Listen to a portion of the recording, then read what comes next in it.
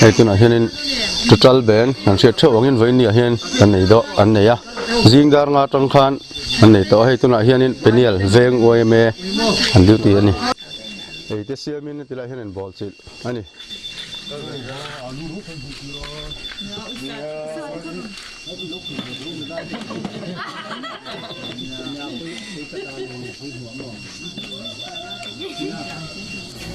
It's so dawn, it's so dawn, it's so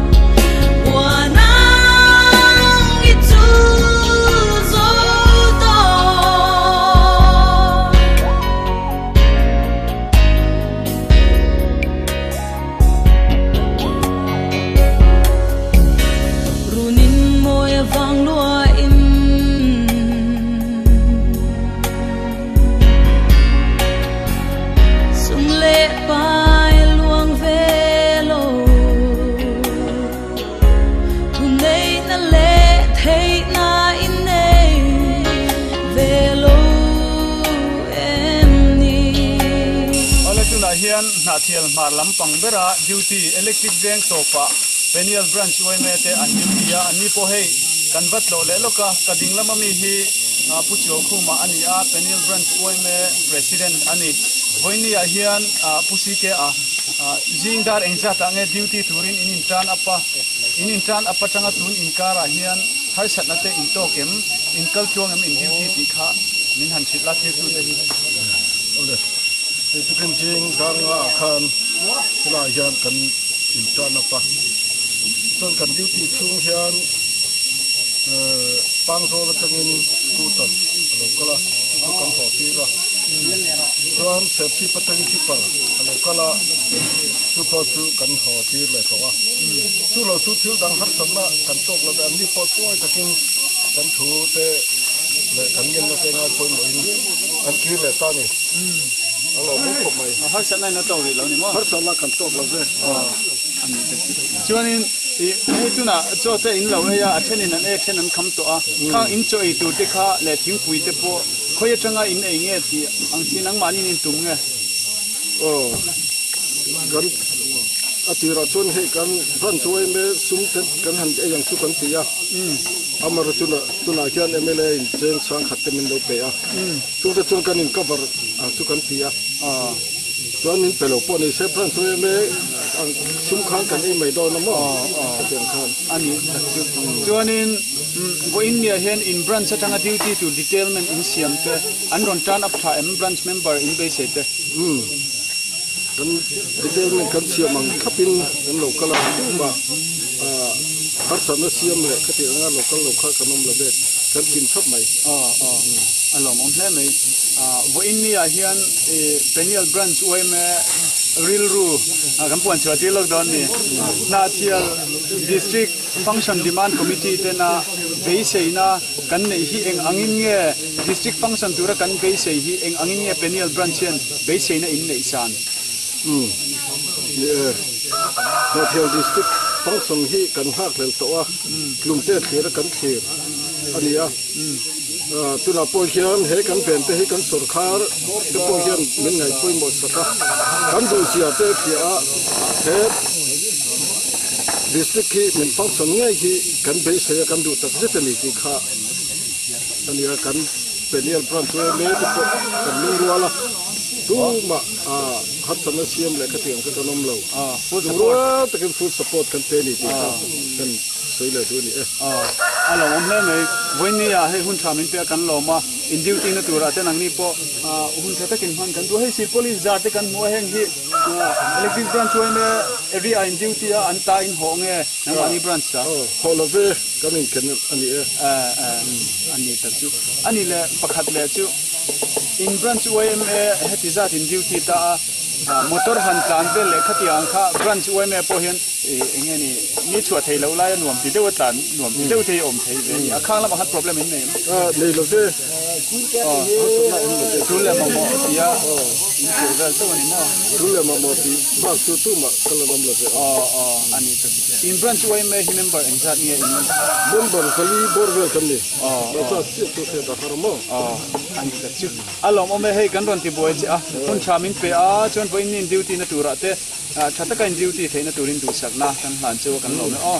ko kan lo le thì tụi nó duty thì model veng ngồi mẹ anh đi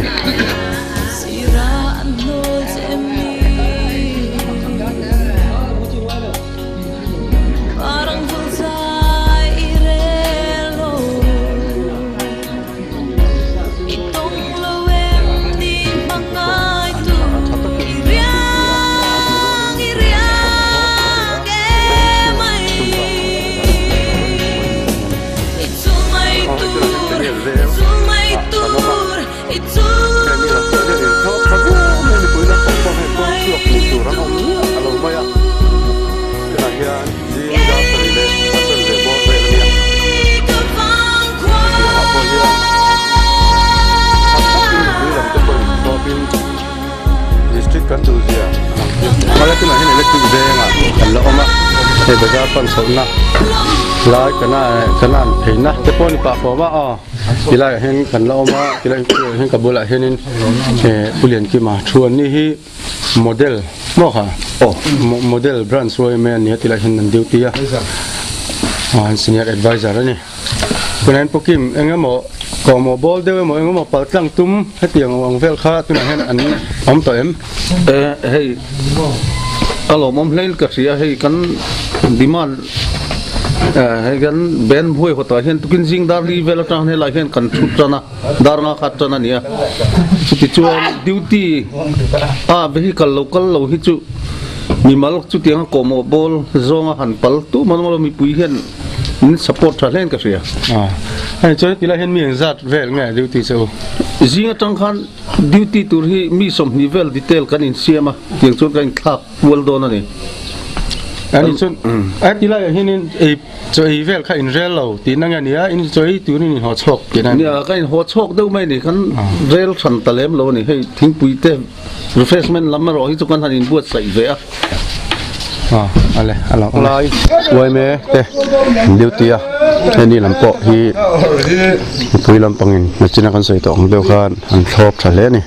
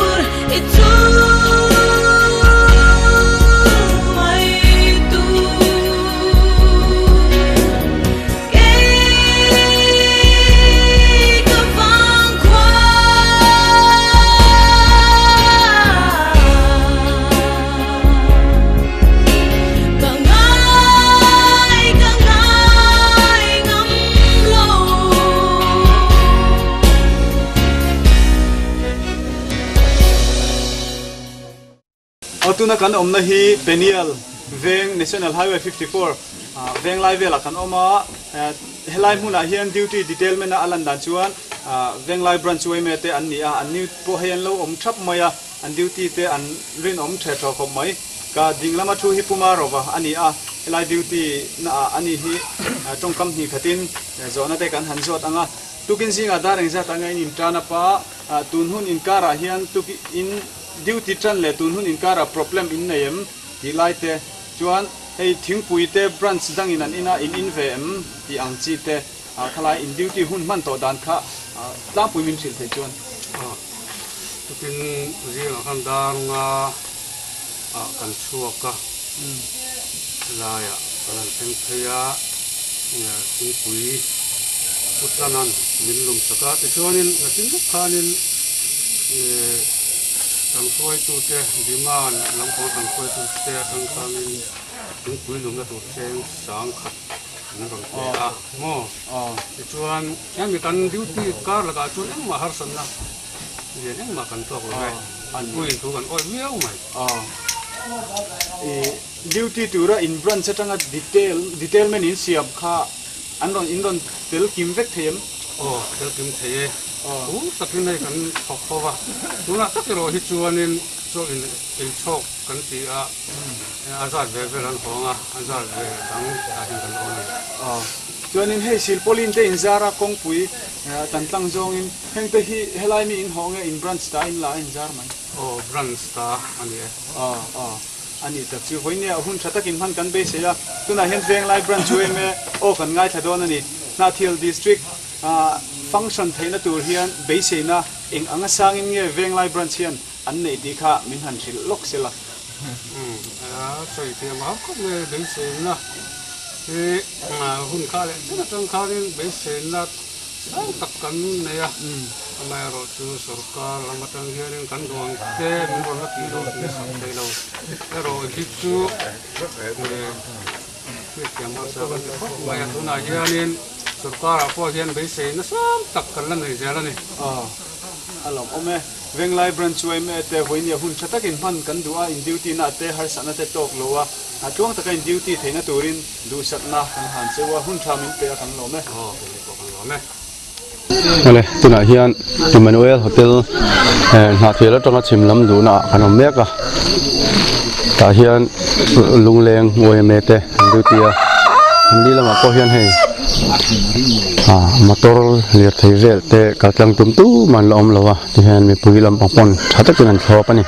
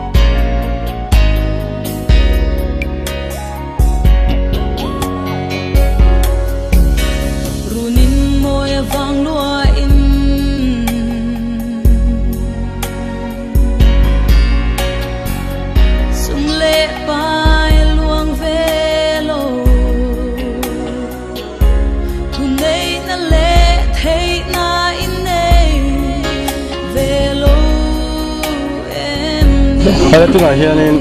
putang pian ate, pu pian ate hotel lah kan oma. Lungleng road, ania tilai mula hian lungleng veng branch we mete an duty a. Kamu lah hian vice president puminga oma tutlem te kan hanzor lok don ani. Puming hei hoinia hianin mi pui lam pang te hian thlop tha chuin industry em tin lir thei emo. Engamo khatin khapal tlang tum anom to em tia kha. Nia hei lomom India in lokala hetianga interview na hunte kan han nei the hi lomom katia mi pui hian min thlop tha ani don hi kan te hi kan om china chun motor kal ve wa ke kal po hi nam lawa hi helai ran thleng tur hian chuwan che mi pui hian min thlop thale nin kan sia engamo helai jo kun na thok mi te kan nia chumi chung po chuti chung po in na thok mi po helai ran thing hian am lawa chuwa chun mi pui ten min thlop thale he kan ban nei hi min thlop thale ni tura kan ngai ani chu hetilai a hian mi engzat nge han duty cheu la hian ke mani branch sami te mi samni hadia chuan hei police pathum ten min thuchil ta anni po hi he kan thamon puya ngai mo har san le boine te om thut lo thon thila min thuchil reng na ji atang han kan om tan tira tang khan anni hian min thuchil thamon thara chu om thamu takin hela hianin mi samni vela kan thuni tin ka sei bel du chu hei nia mi pui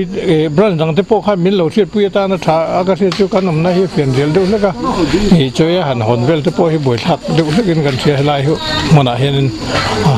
so te ingal mai la kan tia tian cho kan ei nga la ten duty hi ri nom takin kan duty chu chu hon bo ho lo tu ma ho lo duty hi ko lo kan ti ma chu le duty to ma chu om kan tum anh suy nghĩ là hiện năm anh nín mình bol mấy nghe nè ai rong khác anh về là khác anh là về là ya kan duty don thâu bốc xia ki mani nin bolen hotel mi te min siam mai sila kan hotel ani e meng u ki mani branch paisa in e meng u duty kan ta thâu ni kan ta thâu ni kan thâu cheu thâu ni la hen duty kan ni bokai e u kan te kan order to pa kan ei hal mai suan police lampang hi engza nge lung le tang hi non so in se them o nang mani lam tangin khemi lo condition police lampang hi hemi security lampang hi engza nge lo kal kan the la le tuna hian na roi ko na khan oma te ti lai hian bazar veng wai me ten duty a te heti lampang por re viu moya ti pui lampang pon thop thaviu in kan sia a ni pui te va ko mo to am me lo ni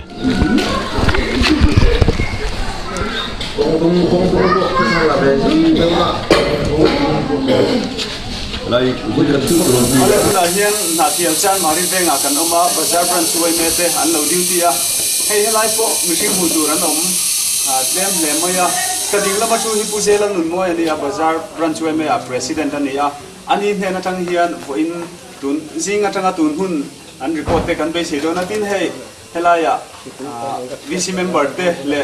branch wai me koi tu ten la om tha em maya tuna hian tuk chuan eya hun to nga tinge disa cha dan la om bi kha depo khamin han thil sela atha ange pumoya tukin sing da reng cha ta nge in branch we me helai huna in trana pa tun hun in kara problem amo khati ang se to in jon min han thil pro tukin sing dar nga khan helai huna in trana pa helai kan duty ri hi azau tham do khi ta ke vk te itc te han huama kanan round kola KBK te ITC te point of fees te point to kan ngin nangin kal an tuma tin mi puin district kan mamo to e mawangin point ben zinga te na ho ning ya helai duty ho te point so kan dai lo ka ti ani tuna chai in chho puin an in sa me ani tak chi chonin tuna hian branch then khat duty na te kan local to attention thing pui te lo na then in tuk chuan te an in chuma khati khan duty ngor takin an ti a nang mani branch bazar branch hian thing pui in te engani khati ang in malak dan kha refreshment lam te le a cho e thleng khan eng angin nge main la kheta du a han koi bu mai tur kha thing pui te in chopem helai nau fo ko lai hian mi mal thing pui min kan lum tira thing pui do rangin kan lon in mai nge kan ti a kan ngin na min ngai pui ma pu than siam dan helai ko le to te min lum saka tin hei kan khetangin MLA in duty te branch in cheng sang khataron pai ti pom te kan ti a kan la chok lo nai ki mani branch in kan nei tin ten chu ti khan mani rem chan ang zel in thing pui te le cho te khatiang kha branch sang sang in ma an la ni ti kan se thei ome hei ka be ma hian hei VC member te an dia he te po an thu thap maya an duty hoa po kan ei support tha em ani ti kha kan hu theya tuk chuan ei huna te pon na thu thap maya chuan voinia te duty thata kai nei thei kan be se ya problem te po in nei lo kan du sak chewa chuan kan hun kan du tok do nanga hela mata ha soi du nei te an om chuan vo in ni total ban kan nei chung chang ate du berin nge ron soyanga chuan pumoi po soi du nei chuan lo in ngai to le sela hun te po kan ke le don ni pu zilan buat sai hi sawmila engamo soi du te an ei ta pin in som lo kan kia mi som ta ka chon hei la ya bek te kang ne ta chon hei beng chung mi puin an thop le a ta hian long om hlei ka tia chu chun mi de se a mi helai chan mari an area kha zawani mo hulai lungleng veng te oma chi sang sangin ti an area azawa an support na akhan an VC member te po in long thu an soini pumoya soibel du lamen win Hnahthial la chevel mi puitina total bandh kan bot sai hi Mizoram sarkar hian khongai takin ang bengrang si sela Hnahthial mi puitina isen chuak hiara kan lon no tin sarkar ma sai na mi lom pe ka hi tunai na function na mi lom ti ho tin sak ngai turin Mizoram sarkar ko kan nge mi te se be ole branch we me bazar te chunga long thu kan sei hun thamin pe avoi nia an duty na te tuang taka anti theina turin ke ni po in du sakna kan han lan vele ngot mai ani tuna hian Hnahthial chimlam ko chualam kan pan le don ani ole tuna hian high school kota kan oma tilai hianin kanan branch roi mete an duty a hei hilam pa po hinin mipui chatla mu tur an om lowa mipui lam pangten an thlop thale ani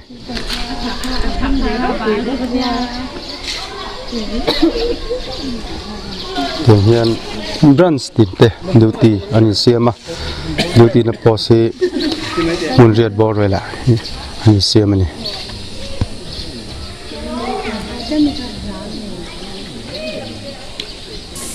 Tuna hian hei government high secondary school kot kan han khenga hei kan ding lama son so kan lal nu chuan vor ro puli ani hall a oma hela hian kanan branch OMA te an lo duty an ni hi voini an hun man to dan zinga tangan hun man dan te kan be sei don ani kami hi pu ma ngenga ani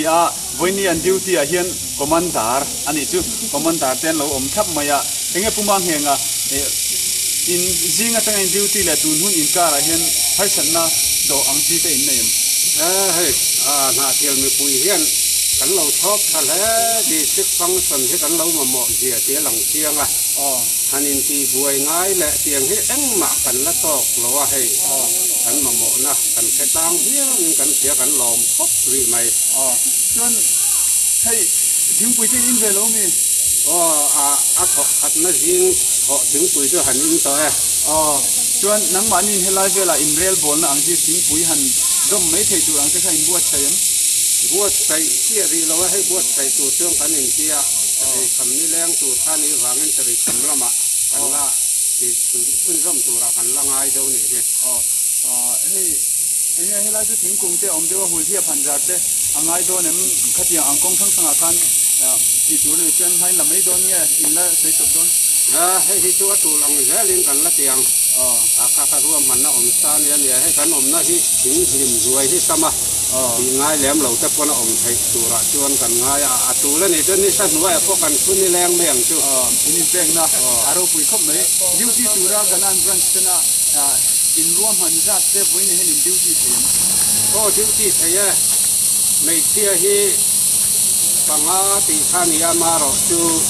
mấy kia hi in sung a koi mo do ten ni pina wang hian nei thak tu rang ten kan han tia ma ro chu hei tu na chuan mấy kia hi som kan ne mi pa hi som panga kan nia yang chuan kari pon kan la ho lo he kan la om rất lo ma ni hi ani dan chu oi la hian ding la mai nan hoi thei la tra ila pu sang lo ya atua ani hi voi ni a hian in hun man dan te i du a khopem nang ma thim thimin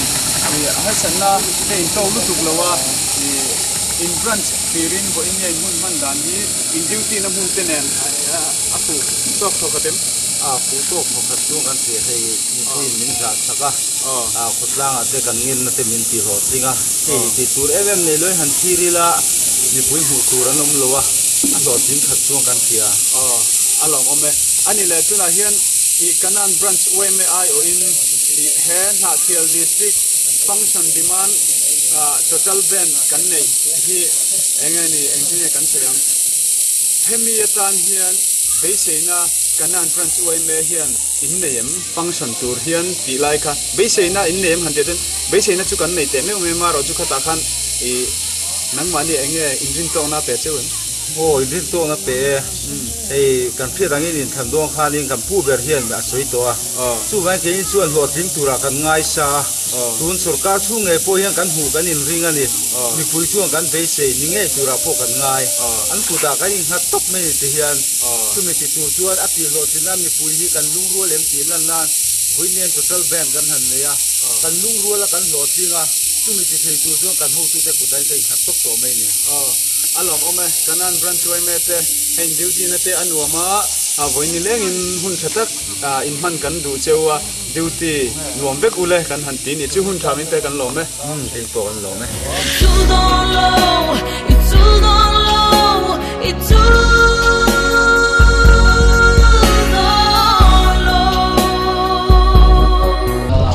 Oleh tu nak hian leite a ram thim dor khata kan oma ka bula hian OMA president pupiang loma oma ni hi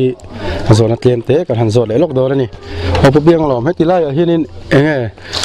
motor dan in nei nual to in kan sia inzat nge in han dan deuh to hei jing dar nga atang khanin kan duty motor hi kan dang deuh nuala then khat phe chu an let le salama veng mora ten oma chu tuna kan ban akan malak na chu ani deuh mai ani chu tilai hian in mieng zat nge an duty cheu OMOB te hi chu kan kim deuh veka hei executive committee member nen a khotlang ho pa han ti vak chi kha ni chuang lo he thil hi chu I group OMA malak na kal tlanga he thil hi malak ani awangin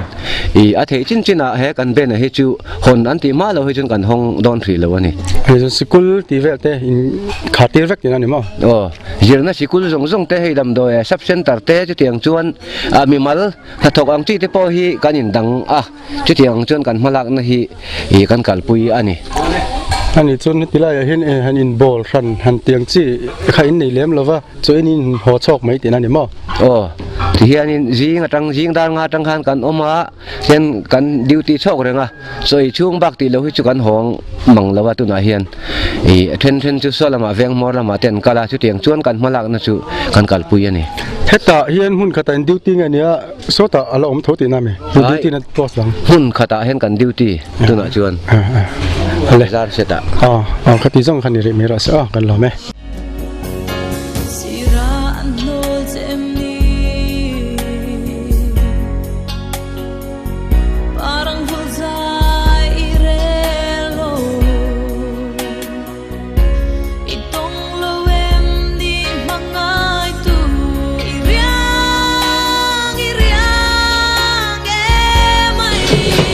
Ala tu na hian rotlang isa kan oma hei ka bula hian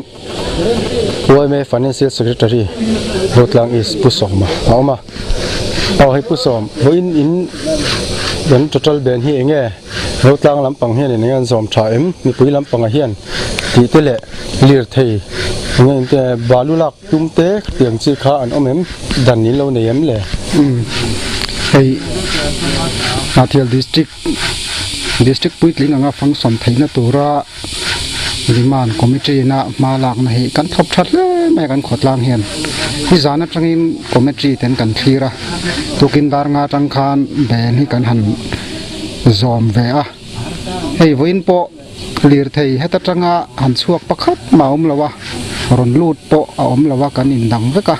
tin zirna sikul te angan wadi sikul hi pathum kan neya government primary school government middle school RMS secondary high school kan neya heng te po voina hian an chol vek kani mi pui po in kan thop tha hei kholai te po mi mu tur an om lawa are thap maya ko khan hatlang bap tis ko khan hatlang bekin sakchu le mem po voina hian kan top veka cheng chuanin he ben hi a lo tin theinan that takin khotlang mi pui poin ni min zoma kan lom le ni ani chuan ei hetilai hianin OMA angin ngein kal to po OMA angin ti meila detailment in same duty tur bi ka hian OMA hian ti hian kan han keng ko the executive chin kan duty helai chu hei national highway te ni lawa thil la sam khaya heng ma hanin nor boy le motor han dan ngai po hi aom sam lawa ti hian executive member te helai kot chua hian kan duty ti hian kot chung hi man han round kol zau boka tiang chuanin voin ni hun kan mang ani hun thatak men te ka wangin chuwa kan lo me te ni pokan lo me tuna hin bazar ko na kan oma tilai hmula hianin electric branch OMA te han duty hei helam pang po hi re viau maya bazar lampang po mi pui lampang top thale ani tin bazar hianin information center om boka so tilai son information center anda ani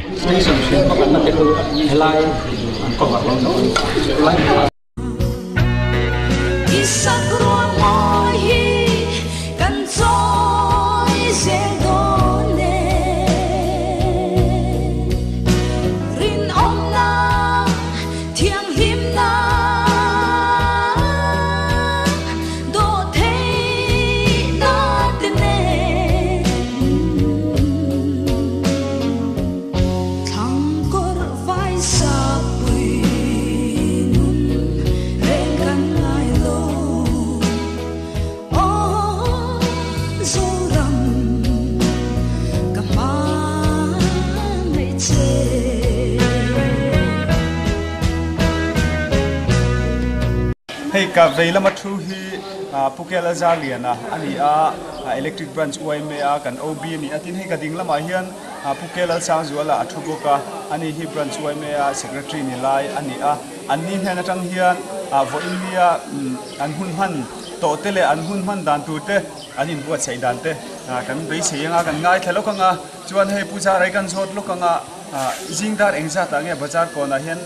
branch uaime electric te intrana pa in duty dan le tun hun in kara in hunman dana te support nain mutha em ti angtein mutha lawem ti te problem in nei em ti te kha thir tu te min han thil thok thok la alo mo me he jingdar nga kan chawa branch atangin mi som ni min ti te langin mi som ni kan chawa mechia pari le mi pa som pali kan chawa chuan tu na hian first tip choi turin an home ka chuan ba ti tu na helai kan oma support na kan dong tha tin helai te po kan branch in tu te kan duma ke tu helai le te po kai ko sai le ni chu kan han ta chome kan ni chu chu ei khamla ma te helai veranda hul hi vel ang thu don ni engam mo hanin kai par vel ang tur te in omna tur bi te siam te tum mem ni chulai chonin ha yang ting ne kan tiama ro chai do ten hong lo wa veranda hul hi ko ma henga hian rem chang dan angin kain son kol ma yang chu tin ro kan lo vel ni bazar hey bazar in duty helaya hian atual chung aveng chung mi puite engamo problem ron CMM ron ti luitum angchi te hemi ben support lo zonga han kho sam hel hu tu te omen hey ji nga tangin chu ga thriat angin dar nga tang kan thua tun thleng hian tu ma han tei chuak le yang I anom lo wa mi pui support na kan hu tha kan lom khop mai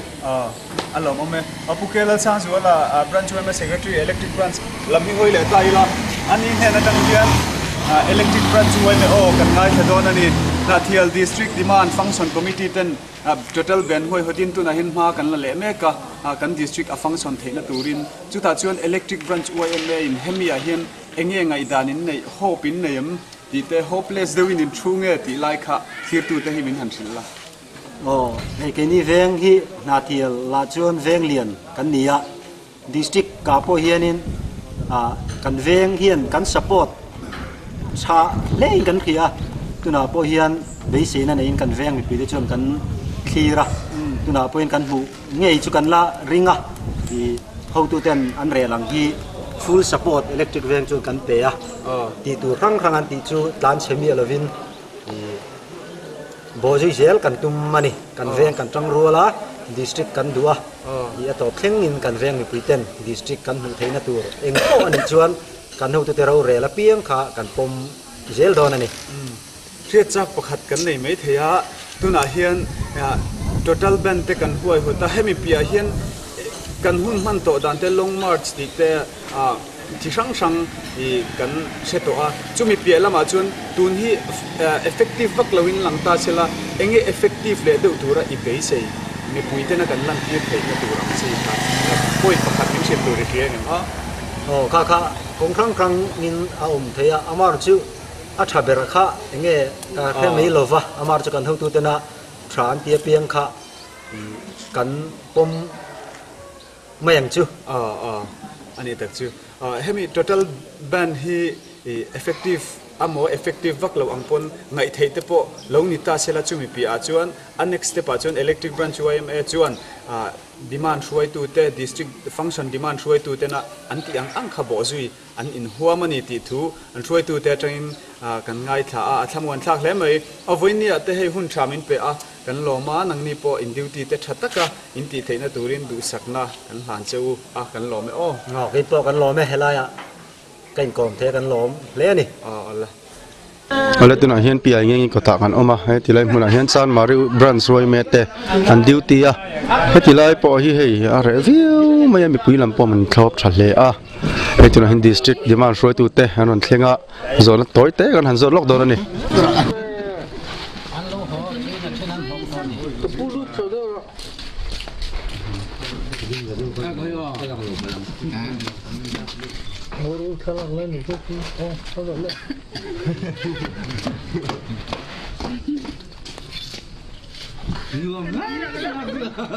Mà tụi này hiện district demand chairman cái tham môn này, referee là tham môn này, bù lại cái đó mà, cái phụ với nó mà hiện hey những người ปุ๋ย lắm bằng tới hiện là shop xài em, cái total bandh hi những anh đấy. Là cái mù thấy chứ là chỗ cái phẳng qua là,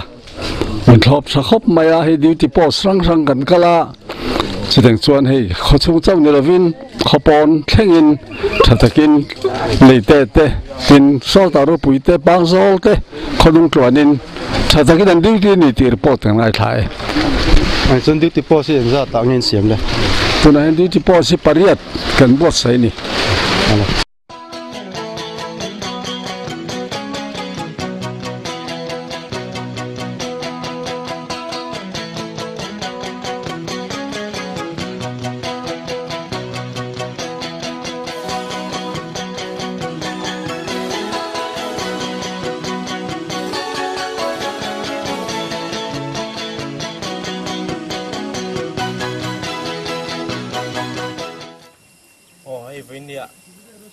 Hnahthial District Function Demand Committee kan throi tu tele information subcommittee member te europuya kan pheya tuna hian hei kan huam hian europui kho top pa lai sui te lo potin puan te an lo zara helai motor kal thlang phal lo tin pongpui an lo danga tuna hian thil eng emo poimo soi hona kan nei lokanga si berami sopul lal roki ma chong thu Assistant Secretary Ropui Branch Ania adot de chemi so pusil zara President Council Group NEMS Association kha ania adot de chia thu hi pukela rosiama VC member Ropui nia adot de che hem pu aro chunga Hnahthial Group OMA President le Hnahthial District Function Demand Committee kan member omboka ya dot le che hian si moi zuala Ropui Branch OMA Finance Secretary achunga in ke hi si ram din sanga kania information subcommittee aiwa kal kania ei voinia hiam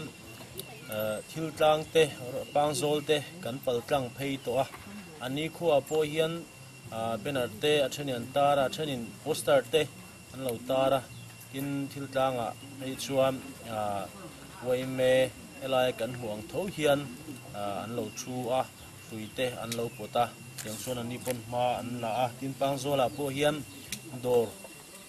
alian deuh le mu theiang ang anan en phei te po an lo in kha thria patin kholai po are khop maya tiang chom voinia Hnahthial District Demand Function Demand Committee na ma kan lak na hi Hnahthial mai baka Hnahthial chhevel khuwa sang te po hian kan thop thale ani ti mu thein alanga voinia hian hei ropuya kan ang kala tuna kan omme kan ni a kan wai ma shoi tu te kan VC member te ne han komna han nei don taila cha ange masaberin kan group president kha an be masa taila voinia an malak dan kim chang deu hi minan soi sakta se ran samo group mo helaya khochunga an malak dan le mi puiten an thlop tha MT te ha hanzo masataila thange ati sele mai rupui khoi tun ma tangin Hnahthial District Demand atang ran khan rin ai nan thok tha rupui te hian ami Hnahthial District hi function thui ni se kan tia kan kho hi lunglei district a chen atla ber kan nia ke chung hian lunglei district a kan na bet hi Hnahthial District hi ni ve thui se kan district headquarter dor na turte kan DC dor na turte hi anai ve do na kan khothan lok a son bungtlang anoma bungtlang chu ni khulai len pai an DC te an top an dor theya kene ro chu ni DC signature latur ringot pon cheng sang hi sang thum se na nga ya chu wang chen Hnahthial a hian DC thun Hnahthial District hi function thui se kan du le a pui te po hian kan support a za hian Hnahthial District hi tihpuitlin thui se tin kan support ani tuna hai vania kan ti tu te po hi chokchil takin kan han te ani jana ro in min rum rawa ai ngai tu na hum tom lagin tu bin ji ang an pom chapa mi ten min thop thai me min kan tria duty tu te po hi kan in zo ngem kan ti line in the Gamazat, duty to the Kovan Kachok Tehi, Aro Pui Kanti, Lomum Kanti, Ani, Tuna duty, Anon Chok Tehi, executive member, Chok Ponilo, women member Gamazat, and Tok Choka, and Lom Olomum Lake and Sia, and Chokachuapo, Lom Tuk and Soya, in Tangin, Kachuas, your Messical Zongte, institutions Zongte, Karin, daughter from Karvik and Nia, we support na, can Mutai, Meming and Sia, Eli, Rupu, Branch, Bigachuan, in Panzola Po, Topin, Malu line, Manartetarin, Postal Tetani, second Tia, Kanti Angin, Tara, Kani, Eli, Tiltang, Panzola, Pudian, Natil district, we will be to be and not anything. Hello, Mome. Hey, Nakan, Branchway Mayor President, let's say, Rite, I don't think Velia, who PC Tankunga, President of Branchway Mayor, Lepusi, Lankima Secretary, Branchway Mayor of Pite, I don't think Velia, a winning can Kim, Maya Alom, Kantia, District Demand, Function Demand Committee, I open Lom to Gansoyanga. Tintuna kang nagtagdag ang NEMS-Hnahthial district hi thomri va chantir atangin ropui khuwa hi district demand committee ani lai atang toa thop chapel thin ani voinia po district kan du zia le min thop zia hi alang chiang bein kan sia chuan district tuna function demand committee ai okal te po hi kan lom tak mewani ti kha kan soile tua tuna hian President Group Branchway me kan som vele thunga anin angai poimo le function demand committee kan kalzel na tura enge ngai tuana ruwa manna an lo nei ru vete po hanin ser to nan mang taila acha in ka sia la ya kan fin so zel te po kha poimo yang chuan du soi turin timang PPC la than kunga president ro pui Branchway me lo som vele ang le me ye hey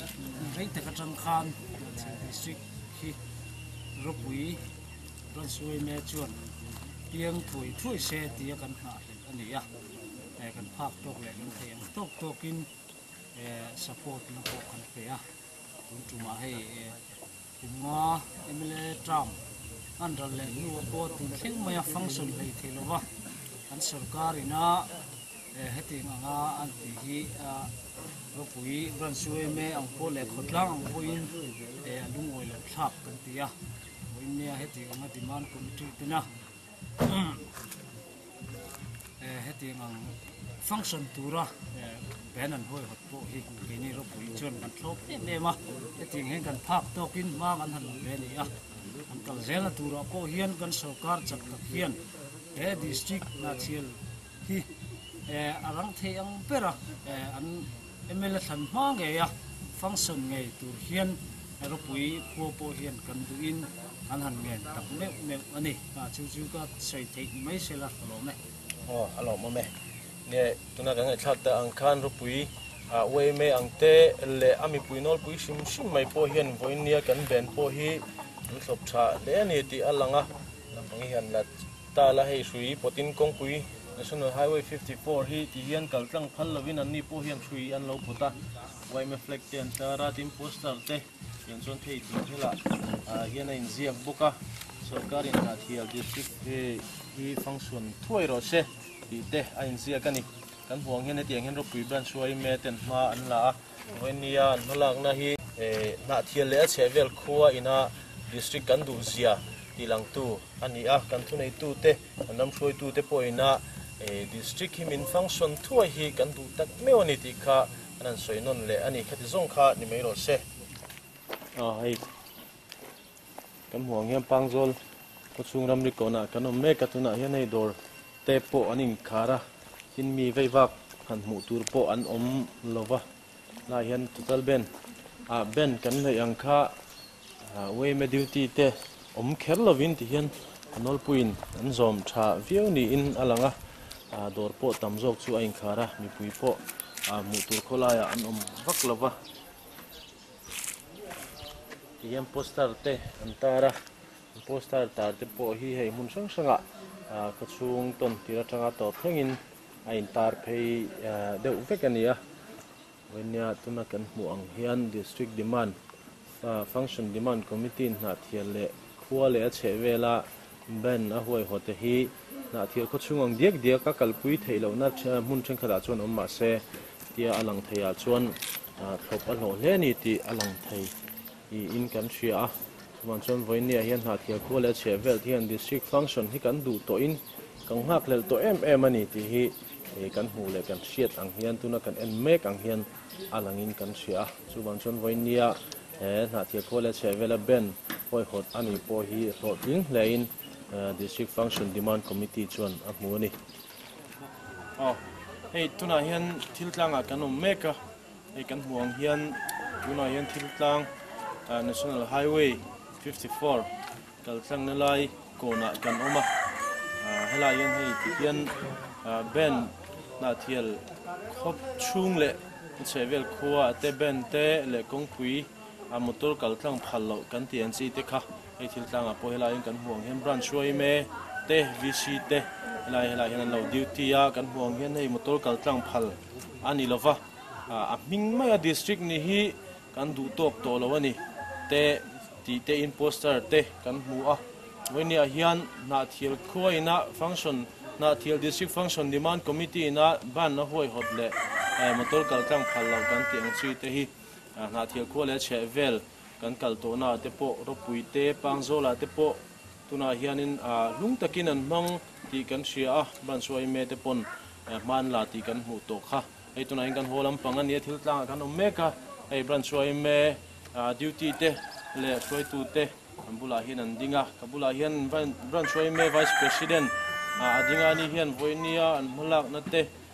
le chulati ang chi te han soita se thange district demand committee te group way me foi tu te na information in pek angin pain ni a hian helai khotla a hian ma la venge ila a thanga ti in guns committee chuan lo rela mai hei pain ni a kan phak ang tokin thingtlang khuwa te kan ni a engamo na thok lo thei lo ấy chụp bar ang chi te khati ang chi kha in dan hi har sa kan ti dewa chuan hei a thei ang piang te a thei ang in ma kan han la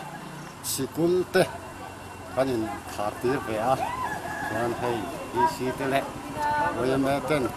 ni a helaya oi me ten ngen na ngin hei oi ni a chuan thì ông in hóa kan han la ba ve ani le avenia hian kuchung ba ka khopona kamran suai me te le khotlang suai tu te ngena kanan siamang te min zom puin min thlop chale ni ti atakin amu theya lai kan huang hian hei kongpuya bela lian tek mai tarania malam tang khan na la na tial district function ngai kam phut ani ti ain tara ei tian thiltlang branch suai me suai tu te le duty te le vc te la hian an oma an chunga hian district function demand committee ayo pon lom thu kanan soi ngal ani kha la kan het la kan chuang khan kan na thel district demand chungchang a hian in helaya na thil chong chung mai ba ka helai a chebel khuaten ke patok suwa helai ma kan lak na mi in thop na thina hian away me an lo to kan soya hi alo ho thing ani chuan a lo na tel tur chu ke ma ni ki kan ni tu sia he demand committee malak na hi kan ta ani a kan tel ani ti mi sia puya away me ang te a khotlang bi siam te a ko khan ang te le NGO khang khang te po a thok tu kan ni ki kan tin no sa ta turin kan sa malak na khang khang te kan na nei nga tu huna so lo po hun dang a po thei khai rol tak le khotlang mun rol tak noya ma kan lak chun eng mai ti ru kur om lo wa chung ti thei tu ra ma la tu chun wei ne te VC te kan te mo a kan malak to na lom ka se chung kan malak le zel tu ra cố kiểm soát lại tụi ai luôn luôn dọc mà cần là có thể tụi ra mà là hậu dễ tụi có in cái nghe cái trả được anh thì khá cái sẽ tiêu được anh ấy alo mẹ cái về nó mà chú hi bukel al hun moya ani emi Hnahthial district function demand committee hian secretary ani atin ka dinglam ami hi reverend lal thamuana ani hi chairman ani he kan malak na hian voinia Hnahthial ina total ban kan nei ate an ngai dan te le an pu dan te tlema zong kha kan han tar lang tir do na nachin te khana han round kwal an han round thua ka chung te po chu report te po ngai thata ila amasa in pumuana hi kan zon masa anga voinia kan thil ti hi heituna jing kar te chulani in han kalkual na khan support in hutha em ti lai kha support kan dong tha em ti lai kha le hey tu na hian duty post mun dia kan to so chia duty post tha din kan wai me ho te kon to pin an duty post an ding mai te duty ya in ma boi na om lo wa tin min ven tu list te pon om boka tin han tu na kan to ko chia em ma su nga boi na le har san na kan to lo wa tin kholai ve wa le dorin hong mo khating muturing ma lo ke apuma huna hi kan zot le anga hemi atan hian ei branch sang tangte in han kalkual na khan duty tura in ruat branch te kha antel thokhat tha em engeni ka electric branch kan kom zo chi ami som hi ruat tu kan ni kan tel tha an ti khang kha in hu dan khan an support tha chu duty tura branch in ruat te khan an tel tha khobin ka sia mi som hi tel tu kan ti ho kha ani ang thap thapin an ruat ning kan sia chumang than chung kan lo vi wa a lo din na po hian an ni hi amo phuk tu beran nia atir changa kan in sit dan po nia chumang chuan hemi hi advantage te la taila branch sang shoi tu te le member te chunga po demand hi te po in lo thu an sei hal du ni ani le vo in ni hi hei an support tha ami puite kan lungrual em ani ti in lo khita kan lo huta chuta chuan tun hi hemi pialo hen malak le ngai ta sela enge ni nangmaril ruwa secretary ini na angin ang hian nge mala le ila ala function lo chuan ti ang chi akhan ril ruput dan le step lo da sa kha nei me thia chu min sil thengem kan malak na ren to hianin nimal ngai darin kan kal lo ta committee na rel zen ta in committee kan han dia po hian ke mani demand committee mai ba ka NGO te kan han som kho ma lang pui thin chi pianga mala chu kan nia len lai dewa NGO kal khom po khani demand ne kal khom na khani hemi zo hianin public meeting te nan nei la ti kha thu da sa kha om ta ani total ban zo hian hun rem changa da chuan in a khazo le sai to la shoi tu po thu sei tu in so mi la awareness thazok te ni puina kan nei the nan ti in thu da sa dia chu wang chuan ani mal ngai dan ang zo kha chu han sei wa tur po kha nei chuang wa committee thu da ang le a rel zel ang kha kan kal dan tu ni me thang haya bai chuan khang rel ang kha chu phut takin ti thei zel ron ani mo ani le dan le thu pe ken ko tu te lam pang te information in pek dan le voini hin eng angin nge Hnahthial ina kan police nei a strengthen a clean nge hun dangami source a omem ti ang chi te khamin sil thengem dia security lampang hi heli ban nei kan tum kan rel fel nu lok khanin ninun be hala him kal phung te pom ninun so ta tin CID lung layan SP te point ninun dia ani point report thata kan pe kan be se ya chuan voina hianin lung leila matang te point ninun kal bel nin kan sia NLP second battalion atangin platoon khat ni som hi pasari aron kala helaya kan police nei sa te hi yan tam vak lo deuh het ni te pon alana wang ani rin oma chuan security lama po duty na hun sang sanga po an om thavial kan sia at nang ma chana top na ni ta sela I branch chan khat kha na china report kan ngai thak lok dan khan chan kha chu I an duty po sa khan I tukin jing an tuk thon ei tur te an in buat sai ani ti te kan lo sia kha kha hemi committee hian in provide me nge an ma ni ti lai kha hiaten HDFDC here in sum kan nei lem lova kan sum nei ang te po lem lai deu February favela ni pui na kan khom MBCP na bigla khom sa te khania chini no chuani ai zo kal na siam hu ran te kan manga lenga tu la kan man zel khan ni kan sum nei ya be thama chu wangin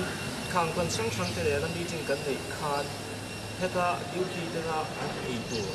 ทิ้งปุ๋ยเราฟันอาเป็นเศษเดียวที่ไม่ดีเศษอีกครั้งกันดาส่วนอันมาอีกครั้งเริ่มจากนั้นถ้ามันโดนถ้าส่วนมาที่อินโกนจบที่อโมอันมานี้แล้วมาเอมันยังโมข้างอันมานี้ถูกโอนเนี่ย